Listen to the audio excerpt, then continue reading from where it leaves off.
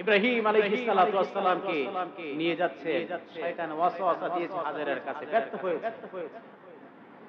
চলে গিয়েছে ইব্রাহিমের কাছে, ইসমাইলকে ওয়াসওয়াসা দিচ্ছে, ইসমাইল তুমি কি জানো যে তুমি কোথায় যাচ্ছ? তোমার বাবা এই যে দড়ি নিয়ে যাচ্ছে, তোমার বাবার মাজার ভিতর দাও যে ছুরি লুকানো আছে, জানো তোমাকে কোথায় নিয়ে যাও? না আমি তো জানি না। তোমার বাবা তোমাকে নিয়ে যাচ্ছে কুরবানি দেওয়ার জন্য। তুমি কিভাবে জানো? আমি তো জানি যে আল্লাহ তোমার বাবার আল্লাহ তোমাকে পছন্দ করেছে, তোমার আব্বা তোমাকে কুরবানি করার জন্য মিনাতে নিয়ে যাচ্ছে, যেখানে গতকালকে হাজিরা অবস্থান করেছিল। আজকে 9 তারিখ, হাজিরা সমস্ত হাজিরা সেখানে উপস্থিত। হজের অন্যতম একটা বৈশিষ্ট্য, সেখানে নিয়ে যাচ্ছে ইসমাইলকে বলা হচ্ছে যে তোমাকে তো জবাহ করবে। কি আনুগত্য সন্তান আল্লাহর কাছে ইব্রাহিম চেয়েছে। রব্বি হাবলি মিনাস সালিহিনের প্রতিফল ইসমাইলকে দিয়ে আল্লাহ তাআলা ঘটাচ্ছে। আল্লাহর কাছে দোয়া করেছে ইব্রাহিম, নিককার সালিহিন সন্তান চেয়েছে। আর এই সালিহিন সন্তান হিসেবে আল্লাহ রাব্বুল আলামিন ইসমাইলকে পাঠিয়েছেন। আর ইসমাইলকে শয়তান ওয়াসওয়াসা দিচ্ছেন, ইসমাইল রে তোকে তো এখন হত্যা করার জন্য নিয়ে যাচ্ছে, খবরদার যাস না। ইসমাইল আলাইহিস সালাম বলছেন, যদি আমার আল্লাহ আমার জীবনটাকে পছন্দ করে থাকে, আমি 1000 বার আমি ইসমাইল আমার জীবনটাকে আল্লাহর রাস্তায় উৎসর্গ করে দিতে পারি। আল্লাহু আকবার। ইসমাইল আলাইহিস সালামের কাছে শয়তান ব্যর্থ। কি ঈমানদার, জানতে পেরেছে যে বাবা আমাকে হত্যা করবে। কথা যখন জানতে পেরেছে, বাবাকে একটা বারের জন্য বলে নাই বাবা আমি আর যাব না, আমার জীবন তো এখনো শুরু হয় নাই, এখন যাওয়ার দরকারটা কি? বাবার পরেও ক্ষোভ ধরে না, ঠিক মতো বাবা দেখাশোনাও করে নাই, মাকেও দেখাশোনা করে নাই, আমাকেও দেখাশোনা করতে পারে না, এখন এসে জবাহ করার জন্য নিয়ে যাচ্ছে। বাবার প্রতি এরকম রাগান্বিত ভাব করেন নাই, কারণ ওই যে রব্বি হাবলি মিনাস সালিহিন এই টোকেনের পরে ইসমাঈল আলাইহিস সালাতু ওয়াস সালাম ইস্তেকামত।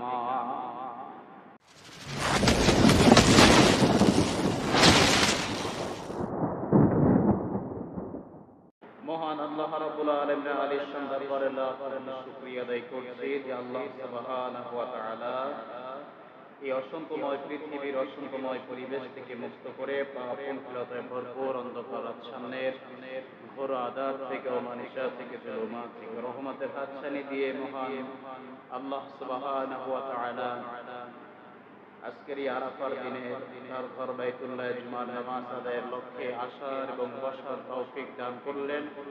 এই জন্য মহান রব্বুল ইজ্জাত ওয়াল জালালের দরবারে নত শিরে সুজুদ সালাম পেশ করছি। সকলে জবান ছেড়ে পড়ছি আলহামদুলিল্লাহ। রব্বানা লাকাল হামদ হামদান কাসীরান طيبا مباركا فيه ربنا لك الحمد كما ينبغي لجلال وجهك وعظيم سلطانك। আমরা সকলে একটু তাকবীর করে নেই, আল্লাহু আকবার, আল্লাহু আকবার, লা ইলাহা ইল্লাল্লাহু, আল্লাহু আকবার, আল্লাহু আকবার, ওয়ালিল্লাহিল হামদ। আল্লাহু আকবার, আল্লাহু আকবার, লা ইলাহা ইল্লাল্লাহু, আল্লাহু আকবার, আল্লাহু আকবার, ওয়ালিল্লাহিল হামদ। প্রিয় উপস্থিতি,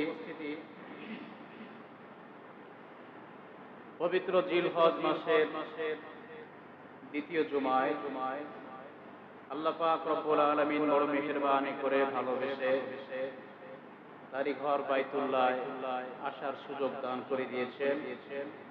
এমন একটা সময় অনেকেই কুরবানির প্রশ্ন নিয়ে ব্যস্ত, অনেকেই তার পারিবারিক কাজকর্ম নিয়ে ব্যস্ত, অনেকেই অলসতার মধ্য দিয়েই ব্যস্ত। তার মধ্য দিয়ে আল্লাহ পাক আমাদেরকে 200 কোটি মুসলমানের মধ্য দিয়ে আমাদেরকে আল্লাহ পাক রব্বুল আলামিন তার ঘর বাইতুল্লাহ এসে জুমার নামাজ আদায়ের লক্ষ্যে আসবার এবং বসবার তৌফিক দান করেছেন। এই জন্য মহান রব্বুল আলামিনের দরবারে আবার শুকরিয়া আদায় করছি, আলহামদুলিল্লাহ।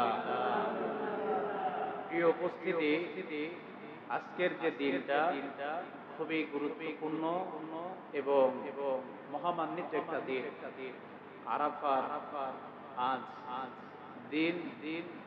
আজকের এই 9 তারিখে আল্লাহর কাছে খুবই গুরুত্বপূর্ণ হয়েছে।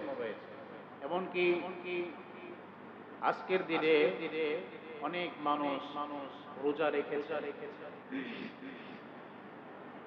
অনেকেই ধারাবাহিকতায় 10টা রোজা রেখেছেন, আবার অনেকেই আজকে রোজা রেখেছেন। ম্যাক্সিমাম মানুষ হয়তো আজকে রোজা রেখেছেন। আমরা এই রোজা রেখে আল্লাহর ঘরে এসে আল্লাহ রাব্বুল আলামিনের বিধান থেকে আমরা আজকে কিছু কথা শুনবো ইনশাআল্লাহ। আমরা মুসলিম হিসেবে আমাদের রমজানের পর হজের কার্যক্রম, এরপরেই হচ্ছে কুরবানির কার্যক্রম চলছে। বহুত বড় একটা ইবাদত রমজান আমরা আমাদের মাঝ থেকে অতিবাহিত হয়েছে। এরপরেই হজের কার্যক্রম, তারপরে রোজা, এই কুরবানির কার্যক্রম চলছে। কুরবানি হচ্ছে আল্লাহ তাআলার একটা ইবাদত। এই ইবাদতের মধ্য দিয়ে আল্লাহর নৈকট্য লাভ করা। যে ব্যক্তির কুরবানি আল্লাহ রাব্বুল আলামিনের দরবারে কবুল হবে, আল্লাহ পাক রব্বুল আলামিন তাকে কুরবানির উসিলা করে মাফ করে দেবে। এমনকি নবীজির হাদিস অনুসারে যাদের এবিলিটি রয়েছে, সামর্থ্য রয়েছে, নিসাব পরিমাণের সম্পদের মালিক হয়েছে, সেই ব্যক্তির জন্য কুরবানি দেওয়া ওয়াজিব। এই জন্য আমরা কুরবানি দেব। যদি কোনো ব্যক্তি 10 জিলহজ থেকে 12 জিলহজ আসর পর্যন্ত এর মধ্য দিয়েই যদি কোনো ব্যক্তি নিসাব পরিমাণের সম্পদের মালিক হয়, সে ব্যক্তির জন্য এই কুরবানি করা ওয়াজিব। সুতরাং আমাদের সামর্থ্য থাকলে আমরা ইনশাআল্লাহ কুরবানি দিব ইনশাআল্লাহ। আল্লাহ পাক আমাদেরকে তৌফিক দিক, আমিন। কুরবানি হচ্ছে ইব্রাহিম নবীর সুন্নাহ। আমরা অনেকেই ইতিহাস জানি। হযরত ইব্রাহিম আলাইহিস সালাতু ওয়াস সালাম আমাদের জাতি পিতা। আল্লাহ পাক রব্বুল আলামিনের জালিলুল কদর নবী ছিলেন হযরত ইব্রাহিম। আপনারা জানেন হযরত ইব্রাহিম আলাইহিস সালাতু ওয়াস সালাম একজন মুশরিকের ঘরে জন্মগ্রহণ করেছেন। তার বাবার নাম হচ্ছে আদর ঠাকুর।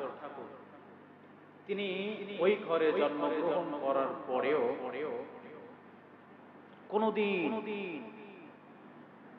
কোন মুহূর্তেও মূর্তির সামনে তিনি মাথা নত করেন না। সুবহানাল্লাহ বলেন না? ভাবা যায় যে একজন ব্যক্তির জন্ম হয়েছে এক মুশরিকের ঘরে, যিনি মূর্তি বানানোর খুব পারদর্শী। তার ঘরে জন্মগ্রহণ করার পরেও ওই ব্যক্তি সন্তান কোনদিন মূর্তির সামনে মাথা নত করে না। আর আমরা মুসলমানের ঘরে জন্ম নেওয়ার পরেও আমরা বন্ধুর ছলে হোক, দলের কারণে হোক, যে কোনো কিছুর বিনিময় হোক, হয়তোবা অনেকেই মূর্তিকে আপন করে নিয়ে। কিন্তু ইব্রাহিম আলাইহিস সালাতু ওয়াস সালাম কোনদিন মূর্তির সামনে মাথা নত করেননি। বরং পৃথিবীতে যত নবী রাসূলরা এসেছেন, প্রত্যেকটা নবী রাসূলের বৈশিষ্ট্য হচ্ছে মূর্তি ভাঙা। মূর্তির সামনে মাথা নত করার বৈশিষ্ট্য নবীদের নাই। ইব্রাহিম আলাইহিস সালাতু ওয়াস সালাম বেড়ে উঠেছেন ইরাকের বাবেল শহরে। এই বাবেল শহরে দীর্ঘদিন তার চলাফেরা, জন্মস্থান। তার বাবা সেখানে যোগ্য, স্বয়ং সম্পূর্ণ একজন ক্ষমতাশালী নেতৃবৃন্দের মধ্যে একজন। আর তার ঘরে একজন জন্ম নিয়েছেন, সেই ব্যক্তি মূর্তিকে পছন্দ করেন না, কোনো পূজা করেন না, কেমন সন্তান সেখানে জন্ম নিয়েছে, সমাজের থেকে ব্যতিক্রম। ইব্রাহিম আলাইহিস সালাম তিনি একাকী মনোচিত্তে সবসময় থাকতেন, কারণ সমাজের মানুষের সাথে তার চলাফেরা, তার ওঠা বসা, তার মুআশারাত, মুআমালাত কিছুই ম্যাচ থাকে না, যে কারণে তিনি ব্যতিক্রম।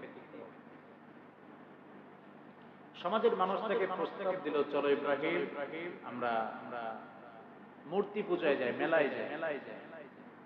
ইব্রাহিম আলাইহিস সালাম বলছেন, ইন্নী সাকিম, আমি অসুস্থ, আমি যেতে পারবো না, আমি অসুস্থ, আমি মেলায় যেতে পারবো না, আমাকে মাফ করো। ইব্রাহিম আলাইহিস সালাম গেলেন না। কিন্তু হযরত ইব্রাহিম আলাইহিস সালাম না গিয়ে তিনি সরাসরি মূর্তির সামনে গিয়ে তিনি মূর্তিগুলা ভেঙে টুকরা টুকরা করে ফেললেন এবং একটা মূর্তির গলায় বস্ত্র বাসায় কুঠার ঝুলায় রাখলেন। মেলা থেকে যখন মানুষ ঘুরে এসে দেবতার পায়ে প্রণাম নেবে, তখন এসে দেখছে যে সমস্ত মূর্তিগুলা লুটায় আছে, শুধু একটা মূর্তি দাঁড়ায়।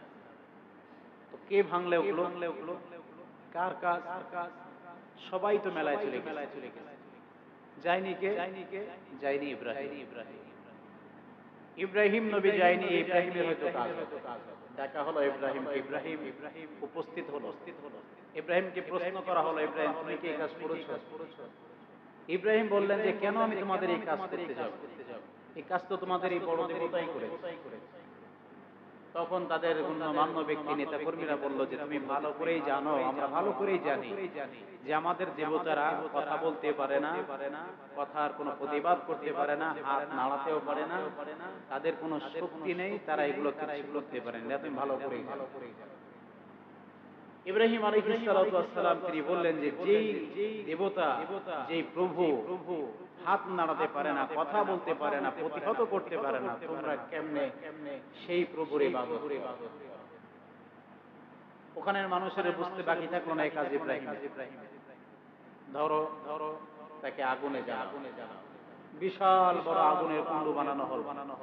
সেখানে ইব্রাহিম নবীকে একদিন 2 দিন নয়, মতান্তর রয়েছে, তবে অনেক দিন, 40 দিন বা 41 দিন তাকে আগুনের মধ্যে নিক্ষেপ করা হলো। ইব্রাহিম আলাইহিস সালাম আগুনের মধ্যে নিক্ষেপ হলেন। অনেক ইতিহাস আপনারা জানেন, তার বাবা থেকেই তাকে আগুনের মধ্যে নিক্ষেপ করালেন। এমনকি তৎকালীন সময়ের সরকারের একটা কুবুদ্ধি, তিনি অনেক ফন্দি আঁটলেন, যে ব্যাপারে আমাদের সময় নাই, আমরা ওই ব্যাপারে যাবো না। আমরা আজকের কিছু মূল কথা বলে আমরা জানবো কেন কোরবানি আসলো, আর কিসের জন্য বিনিময়ে কোরবানি, কতটা ত্যাগের বিনিময়ে কোরবানি করতে হয়, স্যাক্রিফাইস করতে হয়, এটা আমরা ইনশাআল্লাহ টাচ নিয়ে যাব।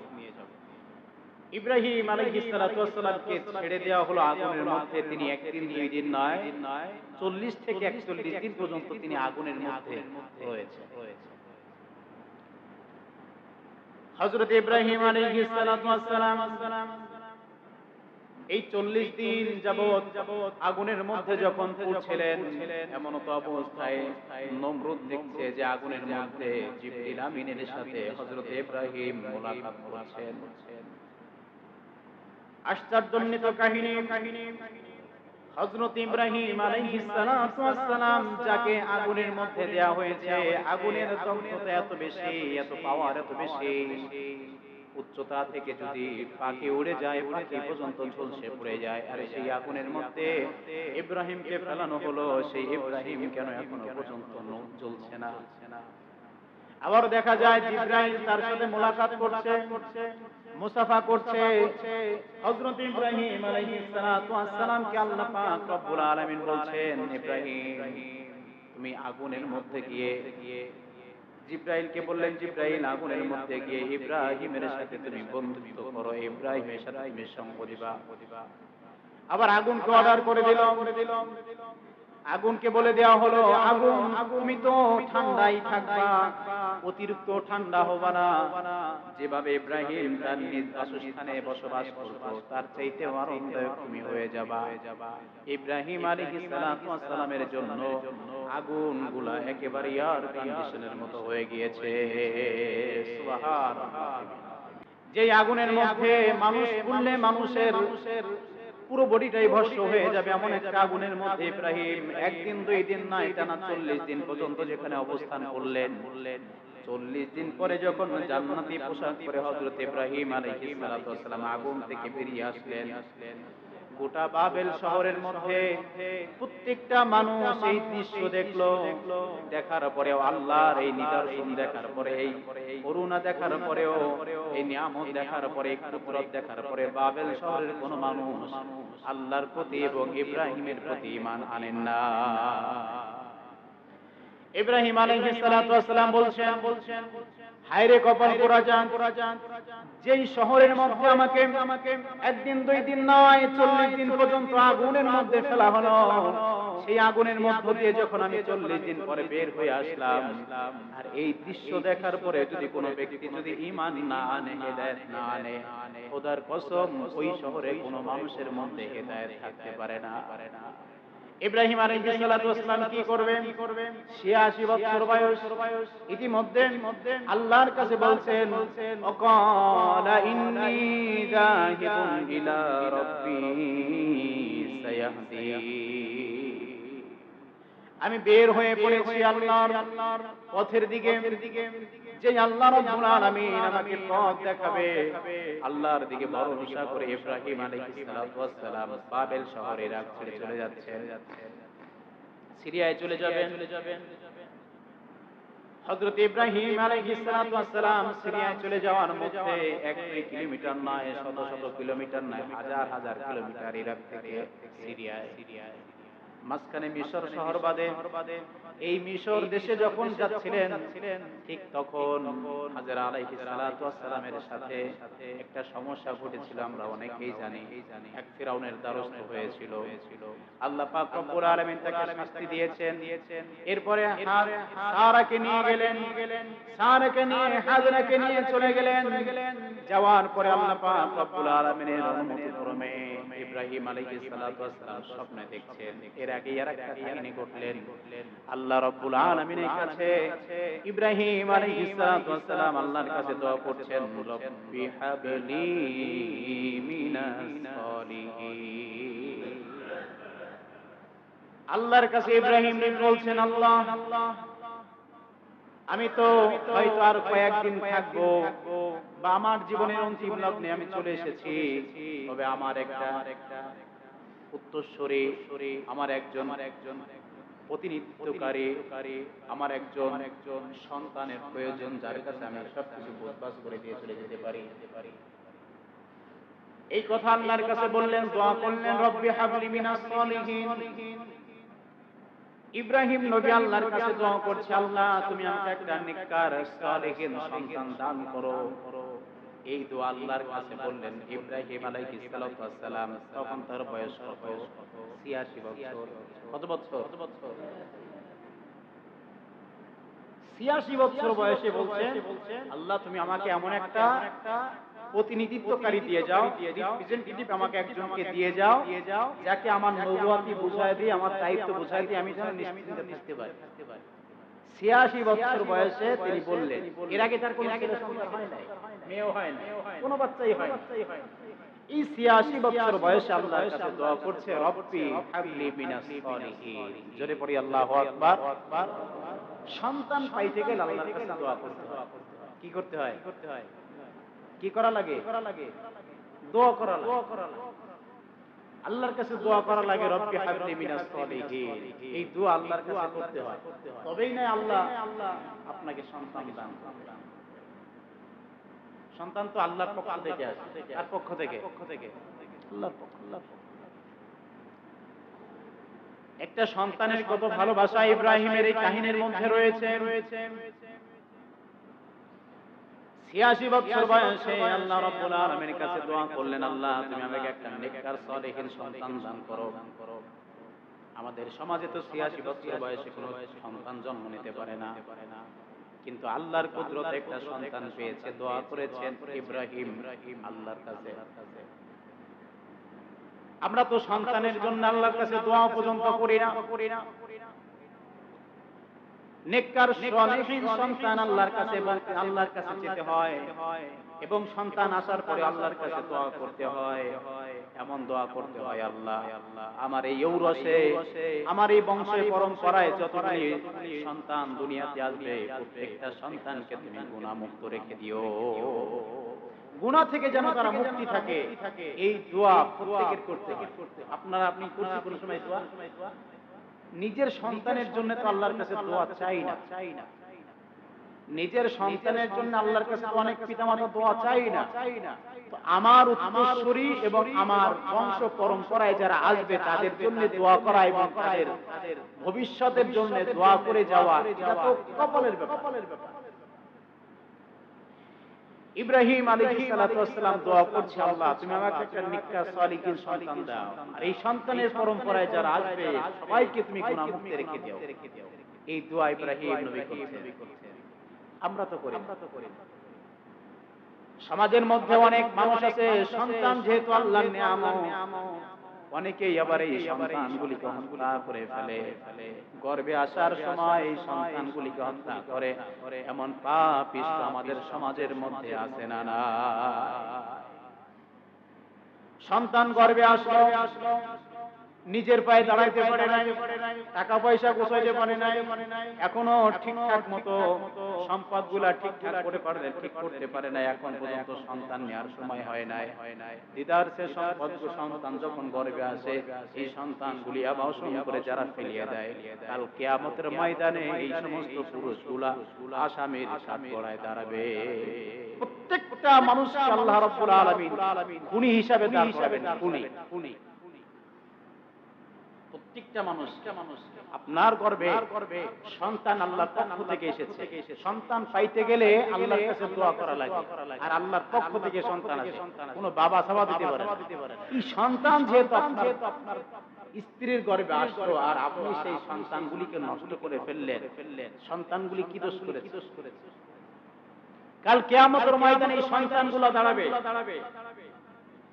এই বাচ্চাগুলা দাঁড়াবে, আপনার অভিযোগ করবে যে আমি দুনিয়াতে আসার আগেই গর্ভের মধ্যে আমাকে হত্যা করা হয়েছে। আপনি পারবে? আপনার নামাজ কালাম সাতার মাথা কিচ্ছুই আপনাকে জান্নাতে নিতে পারবে না, কারণ আপনি খুনি। আপনি খুনি হিসাবে দুনিয়াতে রয়েছে। এই খুনি থেকে আপনি বাঁচবেন কিভাবে? কোনো উপায় নাই তো। ইব্রাহিম নবী দোয়া করলেন আল্লাহর কাছে, আল্লাহ নেককার সালেহীন সন্তান দাও। আল্লাহ রাব্বুল আলামিন ৮৬ বছর বয়সে সন্তান দান করলেন। এই সন্তান দান করলেন আল্লাহ রাব্বুল আলামিন ইব্রাহিমকে। ইব্রাহিম আলাইহিস সালাতু ওয়াস সালামকে সন্তান দান করার পরে আল্লাহ রাব্বুল আলামিন বললেন, ইব্রাহিম আমি রবের উদ্দেশ্যে তোমার প্রিয় বস্তুগুলা তুমি কুরবানি করবা। প্রিয় বস্তু কুরবানি করার ক্ষেত্রে ইব্রাহিম নবী বেছে নিলেন সম্পদ আল্লাহর রাস্তায় দান করে দিলেন। আবার স্বপ্নে দেখলেন, আবার তার প্রিয় জিনিসগুলো দান করে দিলেন, আসবাবপত্র যা যা ছিলেন তিনি দান করে দিলেন। তারপরে আবার স্বপ্নে দেখলেন, আল্লাহ রাব্বুল আলামিন বলছেন, ইব্রাহিম প্রিয় বস্তু সম্পদ সন্তান জবাহ করার জন্য তোমাকে বলা হয়েছে। ইব্রাহিম নবী তিনি বুঝে ফেললেন যে আমার সন্তান খুব প্রিয় মানুষ, প্রিয় বস্তু, সবচাইতে কাছের জিনিস, এই সন্তানকে আমাকে কুরবানি করতে হবে। ইব্রাহিম আলাইহিস সালাতু ওয়াস সালাম সন্তানকে কুরবানি করার জন্য মনস্থির করে ফেললেন। তাকে ছোটবেলা থেকে হাতের কাছে পাননি, ঠিক মতো আদর স্নেহ ভালোবাসা দিতে পারে নাই, দূরে থেকে ভালোবাসা পেয়েছে, ভালোবাসা দিয়েছে, কতটুকুনি বা পারে এতে। ইব্রাহিম আলাইহিস সালাতু ওয়াস সালাম বিবি হাজেরার কাছে গিয়ে ইব্রাহিম আলাইহিস সালাতু ওয়াস সালাম ইসমাইলকে বলছে, ইসমাইলকে দাও, ইসমাইলকে নিয়ে আমি একটু ঘুরে আসি। ইব্রাহিম ইসমাইলকে নিয়ে ঘুরে আসার সময় যখন আরাফার ময়দানের দিকে আসবেন, ঠিক তখন শয়তান ওয়াসওয়াসা দিচ্ছে, এবং শয়তান ওয়াসওয়াসা দেওয়ার সময় শয়তান ওয়াসওয়াসা দিচ্ছে এই কারণে, কারণ আজকে থেকে এমন একটা বিধান চালু হতে যাচ্ছে, যে বিধান এখন থেকে যখন চালু হবে কিয়ামত পর্যন্ত এই বিধান জারি থাকবে। শয়তানের মাথা পেশান উঠে গেছে, শয়তান খুব আতঙ্কের মধ্যে রয়েছে। যদি এই আমল যদি ভেস্তে না দেওয়া যায়, এই আমল যদি ভাঙা না যায়, কিয়ামত পর্যন্ত এই আমল জারি থাকবে। কুরবানি। ইব্রাহিম আলাইহিস সালাতু ওয়াস সালাম ইসমাঈলকে নিয়ে চলে গেলেন। নিয়ে যাওয়ার সময় ইবলিস শয়তান তিনি চলে আসলেন হাজেরার কাছে, এসে বলছেন, হাজেরা রে, তোমার স্বামী তোমার সন্তানকে নিয়ে গেল কেন, তুমি জানো নাকি? হাজেরা বলল, আমি তো জানি না, কেন নিয়ে গেল? সন্তানকে নিয়ে যাওয়া হলো এই কারণে, তোমার এই সন্তানকে ইব্রাহিম জবাহ করবে তার রবের নামে। বিবি হাজেরা যখন এই কথা শুনলেন, আল্লাহ রাব্বুল আলামিনের কাছে শুকরিয়া আদায় করে বললেন, আমার ইব্রাহিমকে আল্লাহ রাব্বুল আলামিন কবুল করেছে, আমার কোনো আফসোস না। শুধু আফসোস কেনই বা থাকবে? এমন সন্তান যদি আল্লাহ রাব্বুল আলামিন চায়, আমি 1000 বার গর্ভে ধারণ করে আল্লাহর রাস্তায় ভাবে কুরবানি করার জন্য আমি হাজেরা প্রস্তুত আছি। আল্লাহু আকবার বলেন। এমন সন্তান যদি আমার আল্লাহ চায়, আমি 1000 বার গর্ভে ধারণ করার পরে 1000 বার এই সন্তানকে আল্লাহর রাস্তায় কুরবানি করার জন্য। কেমন বিবি আল্লাহ রাব্বুল আলামিন ইব্রাহিমকে দিয়েছেন। শয়তান ওয়াসওয়াসা দিচ্ছে যাতে করে মহিলা মানুষকে ওয়াসওয়াসা দিলে স্বামীকে কাবু করা যায়, স্বামীকে কাবু করা যায়। আর এই মহিলা কেমন মহিলা দেখেন, বউ পাইতে গেলেও আল্লাহর কাছে দোয়া করা লাগে, সন্তান পাওয়ার জন্য তো দোয়া করা লাগে। বললাম ভালো নেককার সালিহিন দিনদার একজন স্ত্রী পেতে গেলে আল্লাহর কাছে দোয়া করতে হয়। এই দোয়া আল্লাহর কাছে করতে হয়। আপনি কয়দিন আল্লাহর কাছে দোয়া করেছেন ভালো স্ত্রী পাওয়ার জন্য? ইব্রাহিম নবী দোয়া করেছেন, রব্বানা হাব লানা মিন আজওয়াজিনা ওয়া যুররিয়াতিনা কুররাতা আয়ুন ওয়াজআলনা লিল মুত্তাকিনা ইমামা। এই দোয়া স্ত্রী পাওয়ার জন্য আল্লাহর কাছে করতে হয়। আপনারা সবাই আমার সাথে বলেন, রব্বানা হাব লানা মিন আজওয়াজিনা ওয়া যুররিয়াতিনা কুররাতা আয়ুন ওয়াজআলনা লিল মুত্তাকিনা ইমামা। জীবনে তো কত কিছুই মুখস্থ করলেন, একটা দোয়া তাই মুখস্থ করতে পারলেন?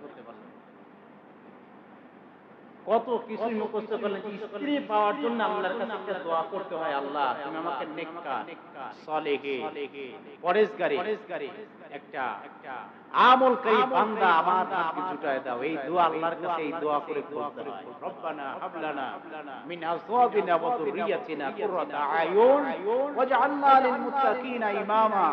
আল্লাহ তুমি আমাকে একটা নেককার সালেহিন একটা পরেজগারী স্ত্রী আমাকে দাও। এই দোয়া আল্লাহর কাছে করা। সন্তান আল্লাহর কাছ থেকে চেয়ে নিতে হয়। চাইলে কি হয়? চাইলে এই সন্তান আলেম হোক আর না হোক, আলেম হোক আর না হোক, এই সন্তান নাস্তিক হয় না, মুরতাদ হয়ে যায় না। এই সন্তান ইসলামের প্রতি আনুগত্য এবং ইসলামকে অনুগত করেই তারা চলতে পারে। এমন সন্তান আল্লাহর কাছে চাইতে হয়। আলেম হলেই কি জান্নাতি হবে? না, নেককার সালেহিন সন্তান আল্লাহর কাছে চাইতে হয়। আল্লাহর কাছে দোয়া করলে আল্লাহ রাব্বুল আলামিন সেই পিতামাতার দোয়া কবুল করে নেয়। তাহাজ্জুদের সময় দাঁড়িয়ে নফল ইবাদত করার ক্ষেত্রে যদি আপনার সন্তানের পাশে গিয়ে, যদি আপনি বাড়িতে গিয়ে তাহাজ্জুদ নামাজ পড়ে যদি আপনার সন্তানের কাছে গিয়ে দোয়া করে যদি চোখের পানি ছেড়ে দিয়ে সন্তানের মাথা থেকে পা পর্যন্ত যদি মুছায় দেন, আল্লাহ রাব্বুল আলামিন ওই সন্তানকে একটা সমাজের ভালো একজন মানুষ হিসেবে আল্লাহ গণ্য করে দেয়। আমাদের জীবনে তা নাই। কোনদিন আমার সন্তানের মাথায় হাত বুলায় বলি নাই, আল্লাহ তুমি আমার সন্তানটাকে একটা দিনদার মুত্তাকি বানায়। বলছেন এমন এমন কি আছে যে নজির যে নামাজ পড়ে তাহাজ্জুদের নামাজ পড়ে নফল ইবাদত করে সন্তানের মাথায় হাত বুলিয়ে দিয়েছে, আল্লাহ আমার এই সন্তানটাকে ইসলামের জন্য কবুল করে নিও, জামানার একজন আলেম বানায় দিও, মুত্তাকি সলিহিন সন্তান হিসেবে আমার এই সন্তানটাকে কবুল করে দিও। এমন দোয়া কোন পিতামাতা আমরা করছি, তাহলে এই সন্তান ভালো হবে কিভাবে আমি আশা করি? এই সন্তানের কাছ থেকে 100% আপনি খিদমত আশা করেন কেমনে? কারণ আপনি তো এই সন্তানের হক আদায় করতে পারেন নাই। একটা সন্তান যখন আসে তখন ভূমিষ্ঠ হওয়ার পরে তার সর্বপ্রথম তার কানের মধ্যে আযান দেওয়া বাবা মার নৈতিক দায়িত্ব। দিলেন না একটা সন্তান যখন দুনিয়াতে আসে তারপরে তার কানের কাছে আযান দেওয়ার পরই তাকে একটা নাম রাখতে হয়, এটা ফরজ। বললেন না আপনি একটা সন্তান যখন দুনিয়াতে আসে আসার পরই তাকে ইসলামের পথ দেখানোর জন্য তার নিজের পিতামাতা অক্লান্ত পরিশ্রম করে সেই সন্তানকে আগিয়ে নিয়ে যায়, এটা পিতামাতার জন্য ফরজ। করলেন না তাহলে এই সন্তান আপনাকে কামাই করে গালে উঠায় হোঠা করে খাওয়ায় চাবাই দেবে কিভাবে মনে করবে? এটা তো মনে করে একেবারেই বোকা। কারণ আপনি পুরোপুরি হক আদায় করেন নাই, যেহেতু সন্তান আপনার কথা অবাধ্য হয়ে যাচ্ছে। আমি স্ত্রীর জন্য আল্লাহর কাছে দোয়া করে নাই, যে কারণে এখন তো অনলাইনের খবর বোঝা যায়। রাতের বেলায় দুইজন শুইছে, শোনার পরে শোয়ার পরেই দেখে যে মেশিন কাটিয়ে নিয়ে চলে গেছে। শেখ আজব মানে ঘটনা দুই স্বামী স্ত্রী একসাথেই ঘুমাইছে, ঘুমানোর পরে স্ত্রী তার যন্ত্র কাটিয়ে নিয়ে চলে গেছে।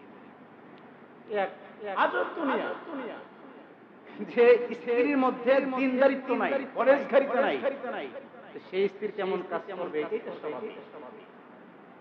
বর্তমান সমাজে দেখবেন যে অনেক সোশ্যাল মিডিয়া দেখবেন যে স্ত্রীকে ফেসবুক এবং ইন্টারনেট ইউটিউবের মধ্য দিয়ে ভাইরাল তারে দিয়ে কাজ করে, তারা একটু মিডিয়ার সামনে আনে, একটু মানুষকে দেখানোর চেষ্টা করে কিভাবে সাজতে হয়, কিভাবে রাঁধতে হয়, কিভাবে স্টাইল দিয়ে কথা বলতে হয়।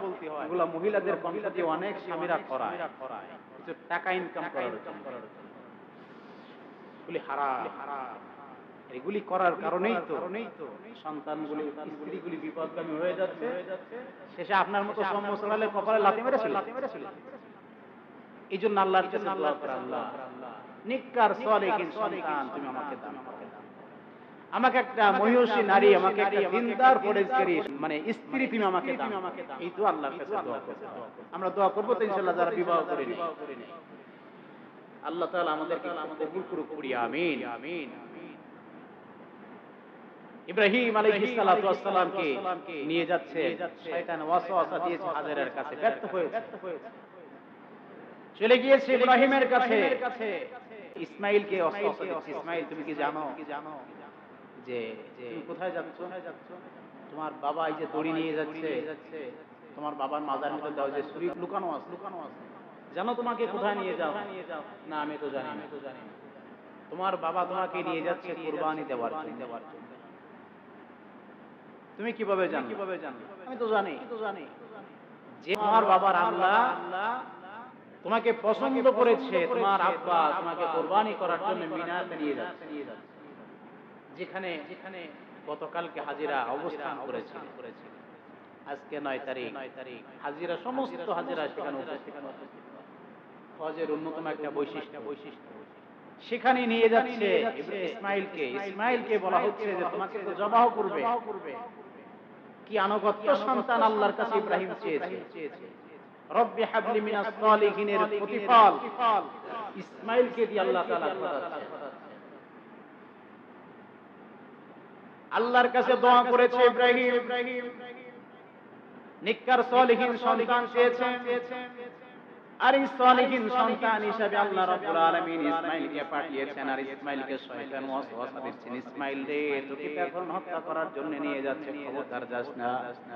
ইসমাইল আলাইহিস সালাম বলছেন যদি আমার আল্লাহ আমার জীবনটাকে পছন্দ করে থাকে আমি 1000 বার আমি ইসমাইল আমার জীবনটাকে আল্লাহর রাস্তায় উৎসর্গ করে দিতে পারি। আল্লাহু আকবার। ইসমাইল আলাইহিস সালামের কাছে শয়তান ব্যর্থ। কি ঈমানদার জানতে পেরেছে যে বাবা আমাকে হত্যা করবে, কথা যখন জানতে পেরেছে বাবাকে একটা বারের জন্য বলে নাই বাবা আমি আর যাব না, আমার জীবন তো এখনো শুরু হয় নাই, এখন যাওয়ার দরকারটা কি? বাবার পরেও ক্ষোভ ধরে না, ঠিক মতো বাবা দেখাশোনাও করে নাই, মাকেও দেখাশোনা করে নাই, আমাকেও দেখাশোনা করতে পারে না, এখন এসে জবাহ করার জন্য নিয়ে যাচ্ছ।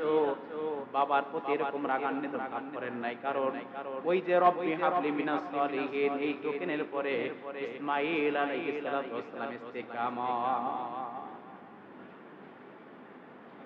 আল্লাহ রাব্বুল আলামিন আয়াত নাযিল করলেন ইব্রাহিম فبشرناه بغلام حليم فلما بلغ معه السعي قال يا بني إني أرى في المنام أني أذبحك ইব্রাহিম তুমি যে সন্তান আমার কাছে চেয়েছিলে, তোমাকে শুধু সন্তান দিয়েছি তা নয়, ফাবাশশারনাহু বিগুলামিন হালিম, এই কথার অর্থটা অনেক বড়। শুধু সন্তান চেয়েছো, মানুষের আকৃতির সন্তান দিয়েছি তা নয়, বিগুলামিন হালিম একটা আনুগত্যশীল সন্তান তোমাকে আমি দান করেছি। কেন? তুমি আমার কাছে দোয়া করেছো রব্বি হাবলি মিনাস সালিহিন, ওই দোয়ার উপরে নির্ভর করে আমি ফাবাশশারনাহু বিগুলামিন হালিম, ধৈর্যশীল একটা সন্তান তোমাকে দান করেছি। আল্লাহু আকবার করে যে সন্তানকে তুমি জবাহ করানোর জন্য নিয়ে যাচ্ছ, সেই সন্তান জানে যে একটু পরে ছুরির তলায় চলে গিয়ে তার জীবনটাকে বরবাদ করে দেবে, সে কথা জানা সত্ত্বেও সেই ব্যক্তি তার জীবনকে বাঁচানোর জন্য পিছপা না হয়ে তোমার কথাকে মেনে নেওয়ার জন্য, বাবার কথা মেনে নেওয়ার জন্য সেই প্রস্তাবকে মেনে নিয়ে উৎসর্গ হয়ে পা কদম বাড়িয়ে চলে যাচ্ছে, এমন একটা সন্তান আমি তোমাকে দান করেছি। পড়ি আল্লাহু আকবার। এমন সন্তান আল্লাহ রাব্বুল আলামিন ইসমাঈলকে দান করেছেন, আনুগত্যশীল সন্তান। উপস্থিতি আজকে এই পর্যন্তই থাকো। এরপর ইব্রাহিম আলাইহিস সালাতু ওয়াস সালামকে কুরবানির জন্য শোয়ানো হয়েছিল। আল্লাহ রাব্বুল আলামিন কি করেছিলেন আগামীকাল ইনশাআল্লাহ ঈদের সময় আমরা বলবো ইনশাআল্লাহ। ওয়া মা তাওফীক ইল্লা বিল্লাহ। আসসালামু আলাইকুম ওয়া রাহমাতুল্লাহি ওয়া বারাকাতুহু।